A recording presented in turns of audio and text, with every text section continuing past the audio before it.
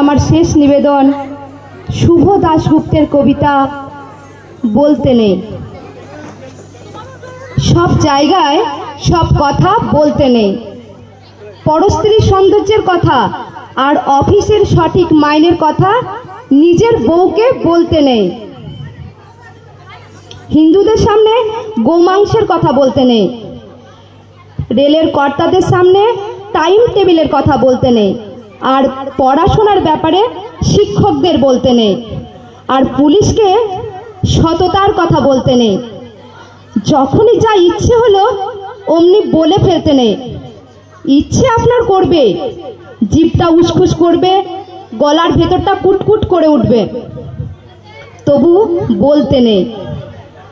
আপনি ভাববেন পরিকল্পনার পাঠশালায় সব শালাই ভাওতা মারছে, ভাবতে নিশ্চয়ই পারেন, তবু বলতে নেই।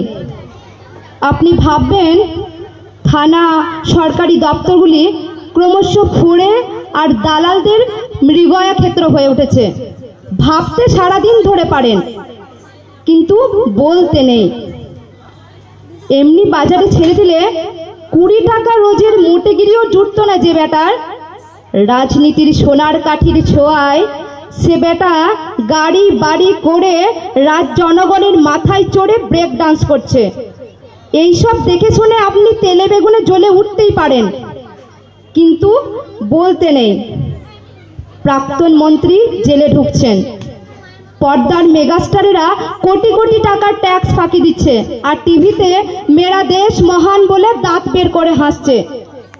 বাংলা সিনেমাতে বেদের মেয়ে জ্যোৎস্নার পাল্লাই পড়ে সিঁদুর নিও না মুছে বলে আর্তনাদ করছে, আর 100 টাকার ঢাউস পুজো সংখ্যার উপন্যাসে কাহিনীর চেয়ে ছায়া ব্লাউজের কথা বেশি থাকছে।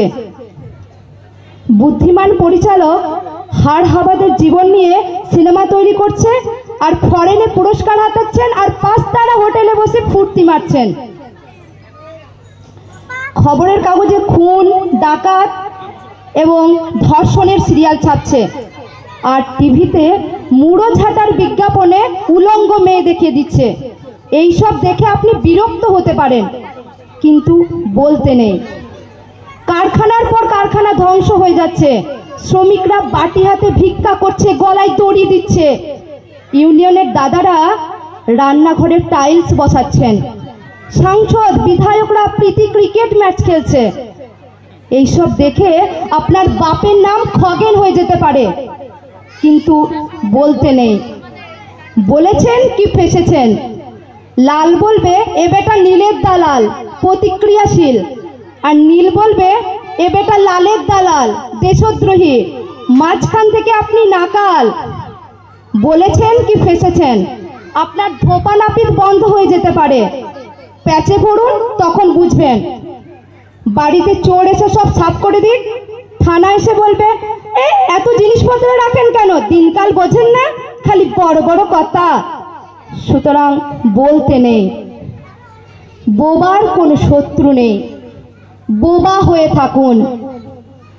চোখে ছানি পড়লে কাটাবেন না, দৃষ্টি যত ঝাপসা বেঁচে থাকার আনন্দ তত বেশি।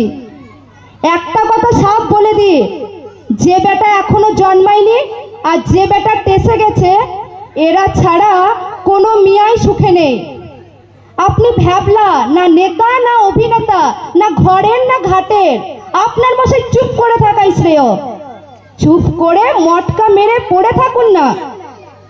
আর তো কটা দিন, মনে মনে গান করুন, ওই মহাসিন্ধুর ওপার থেকে কি সঙ্গীত ভেসে আসে। ধন্যবাদ।